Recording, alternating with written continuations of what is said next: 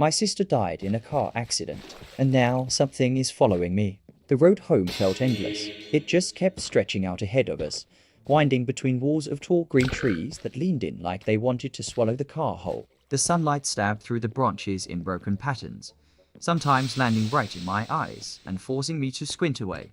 The only sound was the steady hum of the engine. To anyone else, it probably would felt calm, peaceful, even. But to me and MOM, there wasn't anything peaceful about it. The silence between us felt heavy, like the air itself was pressing down on my chest. MOM had her hands locked on the steering wheel. Her short brown hair framed her face neatly, her green shirt matching the color of her eyes. She looked like any normal MOM you'd see in a commercial if you ignored the deep bags under her eyes and the way her lips pulled into that tired, gloomy line. Every now and then, she sniffled and glanced at me through the rearview mirror, like she wanted to say something but couldn't.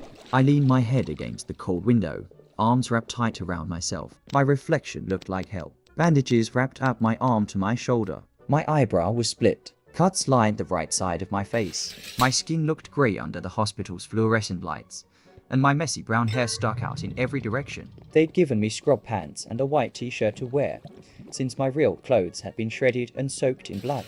Anyone else would have been wincing in pain. Me, I didn't feel a thing.